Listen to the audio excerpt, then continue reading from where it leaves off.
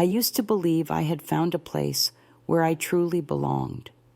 That feeling didn't come from the glamour of spotlights or camera flashes, but from something quieter, a small office tucked inside Austin's creative district, where people believed technology could connect humans through emotion.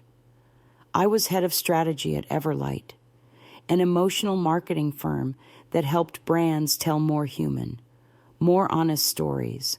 It sounded lofty, but at its core, it was about getting strangers to believe in something deeply enough to stay loyal.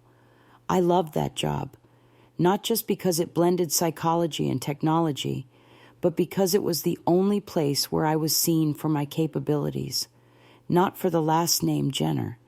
There, I was simply Kendall, the girl who started with a research project and eventually pitched it before a venture board. I didn't just contribute, I co-founded FieldTrack, our real-time emotional tracking tool. It even won an award at SXSW. Back then, I believed the Everlight team was my family, and that the strongest bonds were built on surviving first funding rounds together and eating cold pizza at midnight. But everything began to change when Ava returned.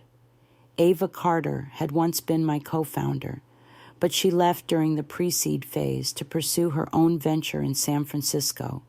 2 years later, she came back as Everlight's new CEO, and she wasn't the same person I once knew.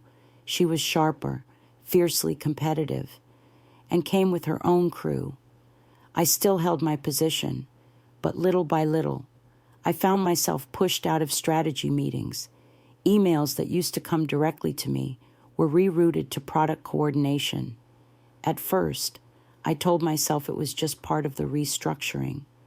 But then one of my core ideas was presented publicly under someone else's name, Alex, a recent hire Ava had brought in from the Bay Area, and I couldn't ignore it anymore. The project. Empathy. 2. N0 was something Megan and I had incubated for nearly a year. We spent sleepless nights testing biometric APIs and wrote a proposal nearly 60 pages long. Yet when it debuted at a national tech conference, Ava and Alex were the ones on stage, and the first slide read, "Concept by executive team." I watched the live stream from my apartment in East Austin, and it felt like the air had been sucked out of the room. When I texted Megan, she only replied, "I wasn't allowed to intervene." That single line kept me awake. A week later, I confronted Ava at the quarterly review. I brought proof of my contributions' original files, edit timestamps, but she only smiled and said everything was a team effort. She advised me to let go of ego for the sake of the company's vision. I left that meeting with my throat clenched, not from disappointment, but from betrayal. I had believed in a startup culture where people lifted each other based on genuine merit, but it turned out to be just another stage, where the one holding the mic got the credit. After that, I became a shadow in the very office I helped build. My admin access was restricted. Key reports arrived late or skipped my queue entirely. Megan grew quiet, while Alex started making decisions that should have been mine. I was removed from the main Slack channel and dumped into a documentation group that no one engaged in. The final blow came during a Monday huddle when Ava asked to speak in the hallway. Her voice was soft, almost hollow, as she said the current structure no longer fit, and that I would be supported in exiting with dignity. I wanted to protest, but I couldn't. Every email, every project file I had touched now bore someone else's name. Nothing that had once been mine still belonged to me. Ava smiled and gently patted my shoulder, like it was a merciful goodbye. "Thanks for laying the foundation. Kendall, now it's time for your next chapter." I just nodded, too drained to ask questions. That evening, I sat alone in my apartment, staring at the boxes of personal items I had just carried out of the office. My hands trembled as I poured a glass of water, the cup clinking dryly against the table. I opened my laptop, thinking I'd email my close friends and explain everything, but I stopped, not because I was embarrassed, but because I didn't even know where to begin. Everything had happened so gradually, so precisely. They didn't strike me down like lightning. They suffocated me inch by inch, until there was no space left for me to breathe. The real loss wasn't the job. It was the trust. I had believed this place was built on mutual respect, shared vision, and acknowledgement, but it had been a game all along, and I was too slow to realize I'd already been pushed off the board. In Ava's follow-up email, the subject read, "Role transition, new direction," and the message itself was cold and administrative, nearly a templated memo. I reread it, searching for any trace of sentiment, but there was none, just a polished line at the end, wishing you continued success in your journey ahead. I closed the laptop and stepped out onto the balcony. The Austin night wasn't freezing, but the air still made my shoulders tighten. Office lights flickered in distant buildings, and I wondered how many people like me had been quietly erased from something they had poured their whole hearts into.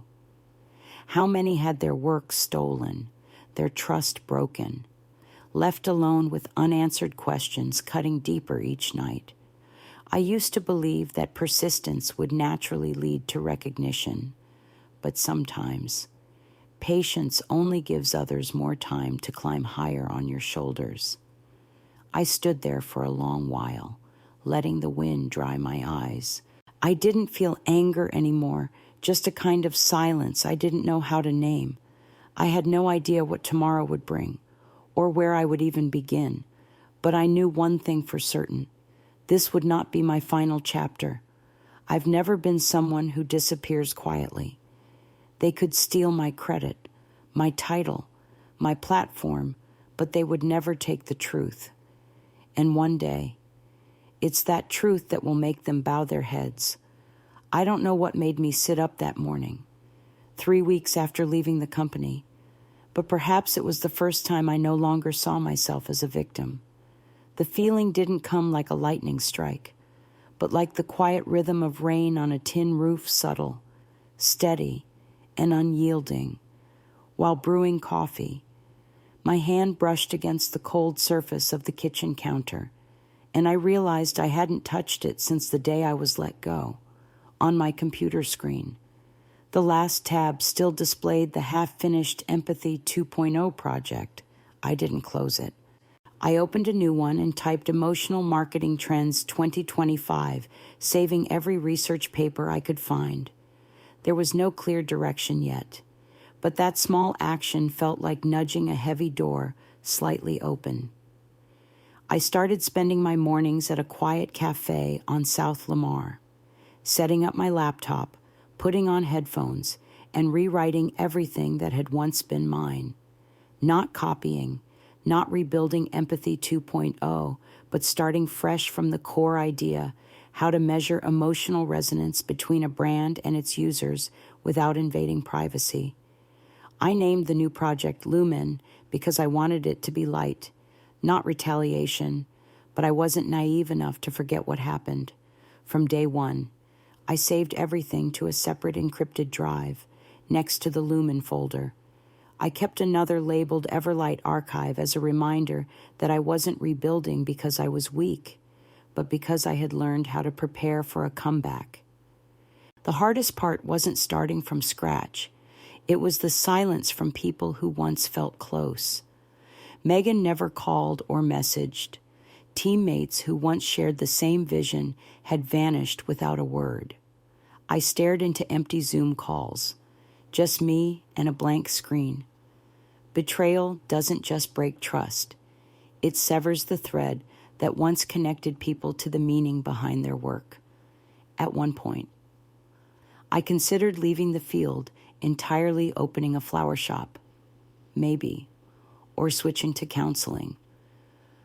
But then I reread an old email from a user of the Field Track project, a woman who cried because it was the first time an ad made her feel truly understood.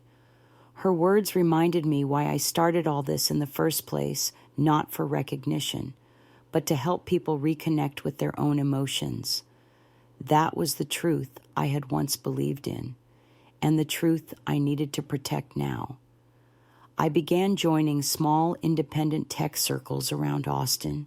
No one knew who I was, and no one needed to. At a casual meetup at Tech Collective, I met Harper Nash, a freelance developer experimenting with emotionally intelligent AI. Her story fit into a part of my puzzle I didn't know was missing. Harper didn't care about my past. She cared about what Lumen could be. After listening to my pitch, she didn't say much, but sent me a Slack link to a group of freelancers seeking meaningful work beyond the big tech firms. I joined. From there, momentum started to build. I shared a prototype of Lumen. Harper suggested ways to improve the API feedback loop. A UX designer named Liam gave input on the emotional interface. A brand consultant named Clara encouraged me to apply to a fall conference in Chicago. Bit by bit, these gestures rekindled something Everlight had crushed my belief in kind collaboration. But the biggest test came unexpectedly. One day at the grocery store, I looked up and saw Ava on a morning business segment on the wall-mounted TV. She was speaking at a conference in Denver about building products with digital compassion. The slide behind her was a reworked version of Empathy 2.0. I stood frozen, not from shock, but from the realization that she was still telling the story I had lived rewritten to erase me. That moment only deepened my resolve, not just to rebuild, but to do it right and go further than Everlight ever could. I reached out to a few former partners, not to accuse anyone, but to find out what was left of what I had built. During that process, I stumbled onto something unexpected. A data provider we had worked with had terminated their contract with Everlight over suspected ethics violations. I called their project lead. The 47-minute conversation didn't just confirm my suspicions. It revealed that some original code I wrote had been altered. With my author tag stripped out of the back end, it wasn't enough to sue anyone, but it told me I was on the right path. Lumen was no longer about revenge. It was about reclaiming my identity through what they thought they had erased. I spent another 2 weeks finishing the first full prototype. Harper wrote the real-time data sync algorithm. Liam built an emotional dashboard that visualized user sentiment with dynamic color tones. As the team quietly pushed forward, I submitted the idea for copyright protection and filed an LLC called LumaCore to legally secure the project. No one knew I was doing any of this. I didn't post it online. I didn't talk about it in public. I moved like someone swimming beneath a thin layer of ice, silent but deliberate. The only thing I left behind was my fingerprint in every line of code and every line of documentation. I didn't need to prove anything to Ava or to my old company. I just needed to be strong enough that when the time came, no one could deny that I was the one behind it all. That evening, after our beta test ran successfully for the first time, I stepped onto the balcony with half a glass of wine. The wind was light, not cold, but clear enough to sharpen my thoughts, looking at the city lights reflecting off office towers. I wondered if anyone back there ever thought about me, if anyone ever felt even a flicker of guilt for pushing me out of something I helped create. Probably not. But that didn't matter anymore. I wasn't waiting to be remembered. I was preparing to become unforgettable when the time was right. Something shifted in the air at the beginning of July. It wasn't just that Austin's summer felt hotter than usual, but because I began to sense a quiet turn in momentum. The first message came from Clara, the brand consultant on the Lumen team. She had just returned from a conference in San Jose, where she overheard a conversation between two representatives from major brands that had once been Everlight's potential clients. One of them had raised doubts about the transparency of the Empathy 2.0 project, particularly around the way it collected users' emotional data. Clara didn't have a recording, but shortly after, I received an email from Harper Nash with the subject line, "Time Sensitive." She had attached a screenshot linking to a post on a private ethics forum, where an anonymous engineer questioned whether Everlight was reusing an old emotion tracking module that had previously been flagged for errors, but was now relabeled and pitched as new technology. I read the technical breakdown carefully, my pulse quickening as I recognized code nearly identical to what I had written 2 years ago. A developer's fingerprint is never fully erasable if they understand what traces they leave behind. I didn't comment publicly, but this revelation felt like a spark catching dry grass. And Ava didn't even realize the fire had started. Less than a week later, Everlight was mentioned in a brief report by an independent tech magazine in Los Angeles. The article didn't make direct accusations, but planted enough seeds of doubt, stating that Empathy 2.0 shares notable similarities with technology initially developed by a former founding group, including a specialist who has since left the company. I knew they were referring to me, and the feeling wasn't satisfaction, but clarity. I didn't need to speak. The truth was surfacing on its own, in ways no one could control. While Ava scrambled to issue sterile statements to the press, my team at Lumen quietly prepared our first demo for a mental wellness startup seeking real-time emotional measurement for their therapy app when we presented Lumen via Zoom. I saw a flicker of unmistakable surprise in their eyes. After the call, Clara messaged me to say that one of their delegates had once worked with Ava and had privately emailed her asking if I was the Kendall who started Empathy. It wasn't a background check.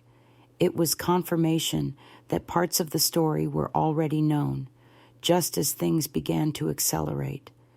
I received an unexpected message from Megan after nearly 2 months of silence. It was only one line. "Are you free to meet?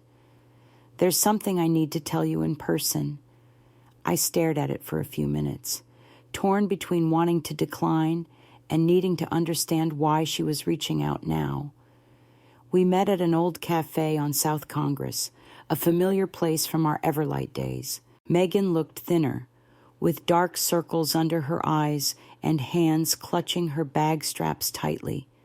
She said nothing at first, just sat in silence before reaching into her purse and placing a small silver USB on the table. "I kept this before you left. It has the original metadata files from Empathy. Back when you two were still co-founders, your name is still on the initial commits.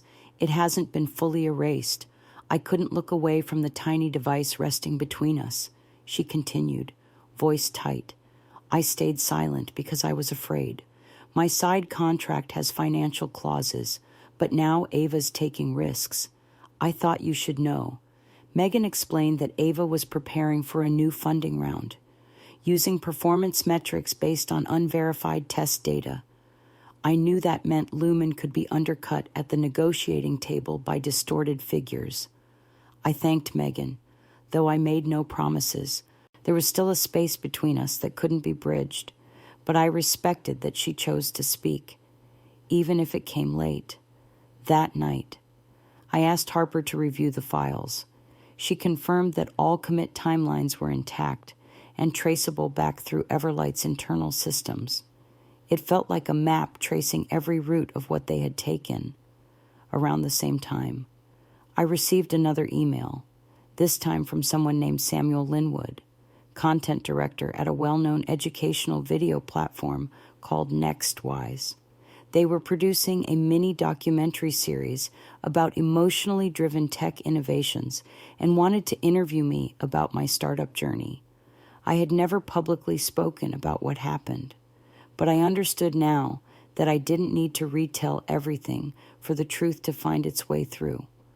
I agreed. The shoot took place a week later in a modest studio filled with soft natural light. I never mentioned Ava or the old company. I spoke only about why I built Lumen and how technology should not be rooted in fear or control, but in mutual trust. When I said, real value doesn't lie in who speaks the loudest, but in who stays when no one sees them. The cameraman lifted his head slightly and nodded.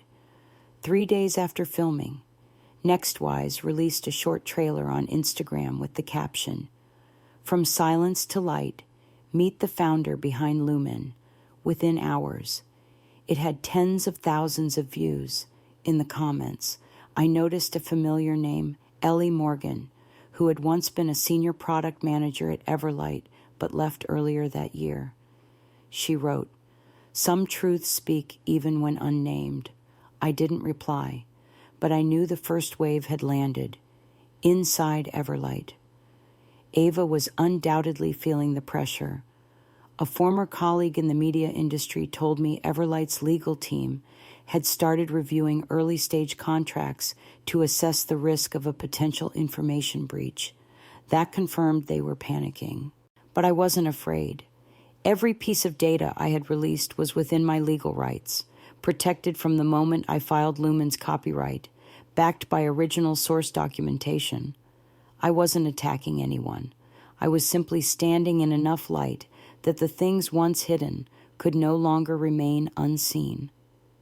That night, I sat alone in my apartment and replayed the interview video, not to watch myself, but to make sure I had said what needed to be said. No exaggeration, no bitterness, no weaponizing of pain, just the story, returned to its rightful place, from behind that quiet light. I could hear movement. The things I had lost were slowly coming back, not in the shape they once had, but in a new form, wiser, stronger, more enduring. I didn't know if Ava had seen the video, but if she had, I believed she might finally understand what I had felt the night I was pushed out of Everlight. That coldness, she might be feeling it now, tracing the length of her spine. I don't remember the exact moment I decided to stop hiding, but I remember clearly how it felt.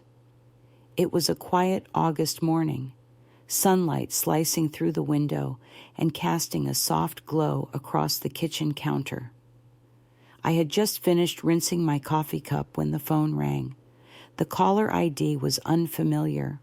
A man's voice introduced himself as the lead coordinator for the Tech Human Conference in Chicago, and they were inviting me to deliver the opening keynote on the topic, Emotion Tech and Creative Ethics.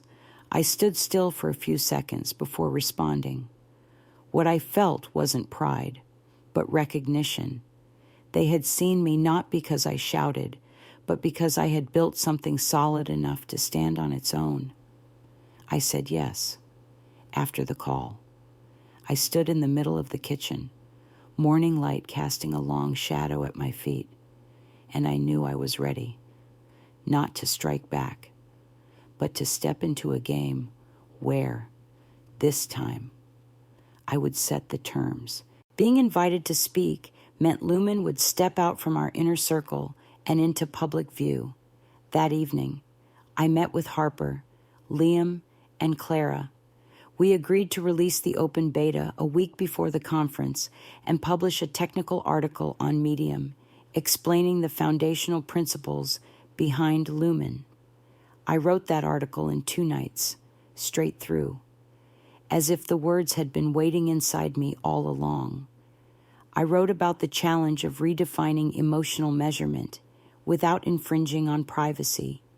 I explained how Lumen used an open emotional model to reflect user states without collecting biometric data. I never mentioned empathy, never referenced Ava or the old company, but every section mirrored the ways I had chosen to do things differently, to preserve what was true in the product.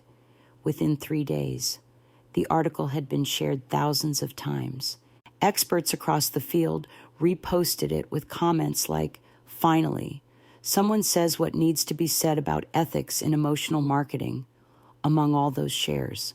One name made me stop: Jason McKay, founder of Genesis Seed, the investor who had turned down Empathy 2.0 2 years ago.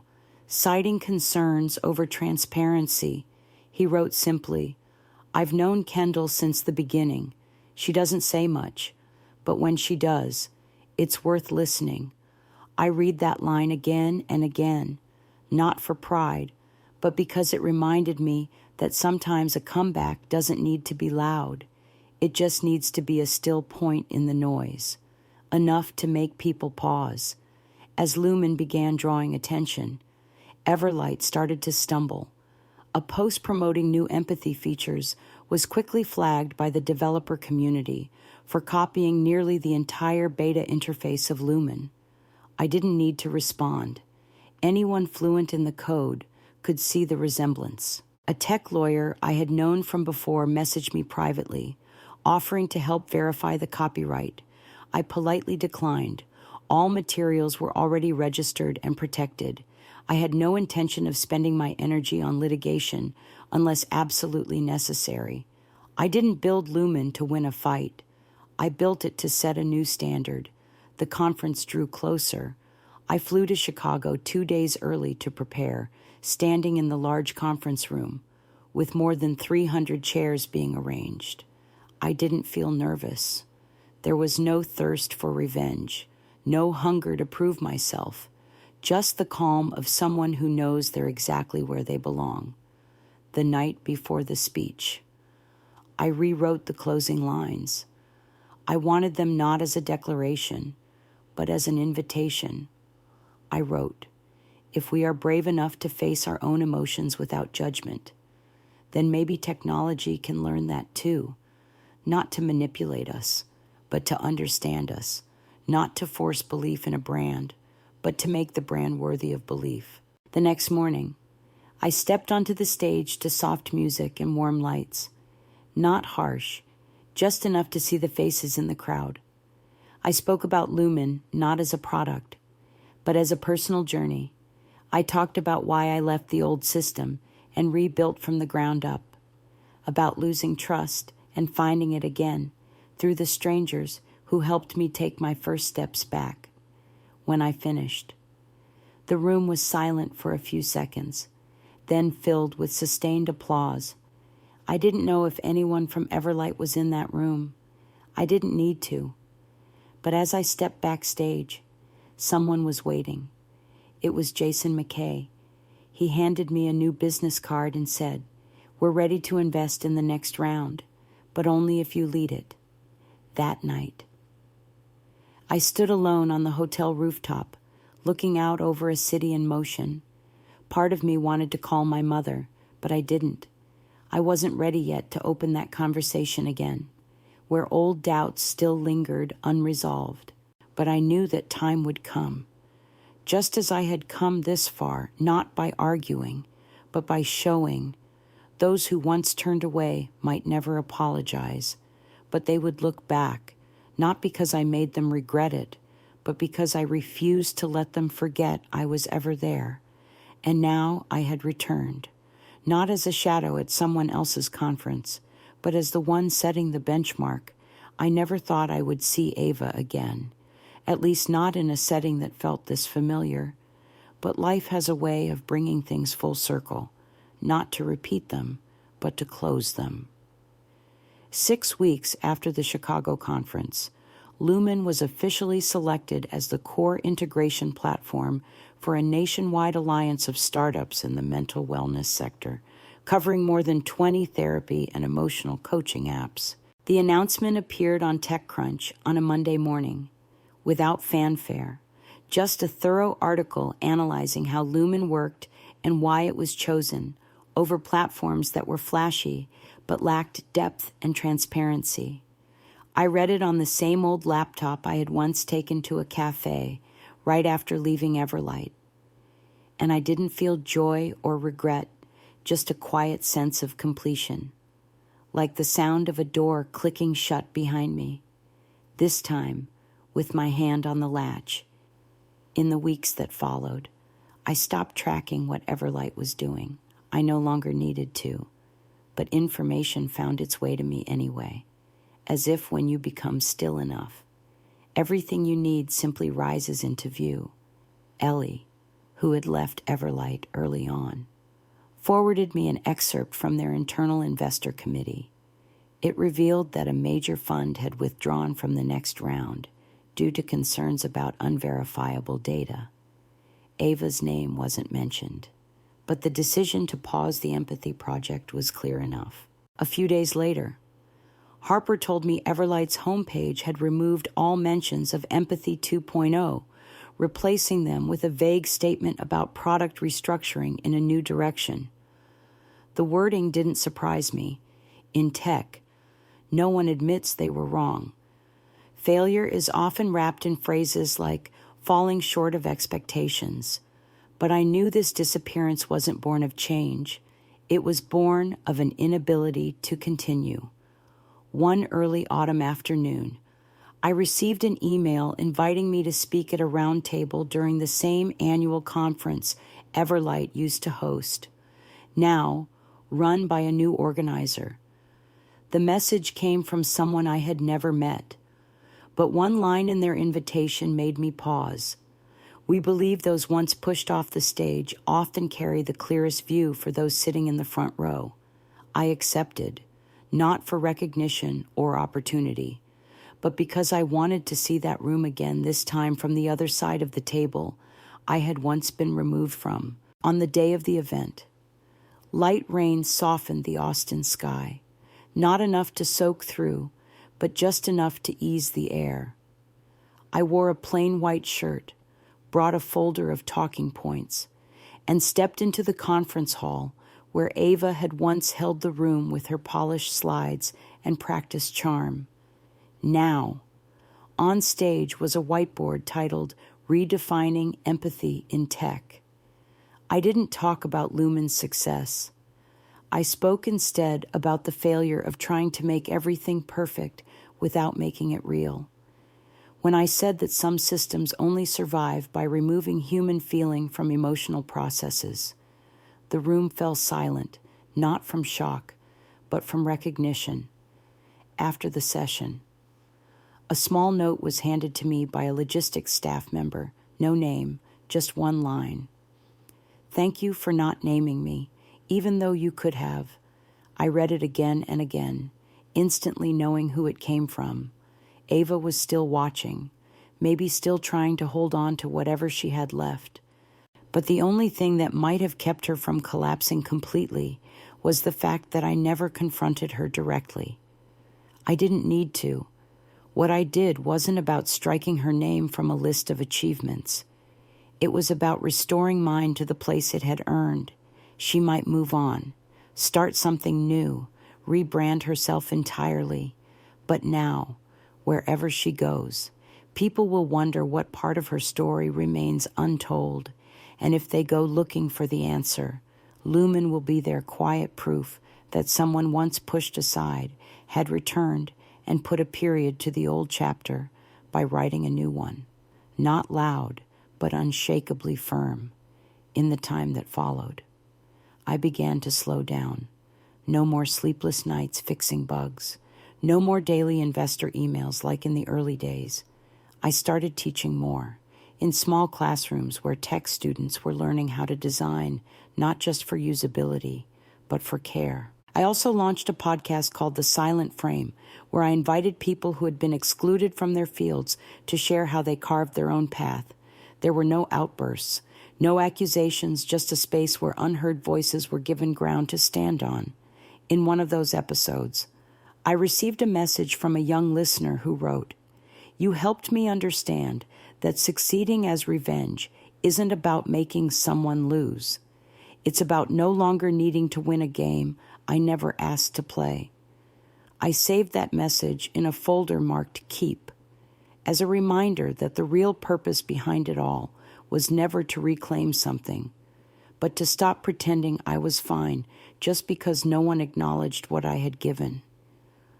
On the night we marked Lumen's first full year in operation, the team gathered for a small dinner at the old studio, the one where we had built the first prototype on a lagging laptop and unstable Wi-Fi.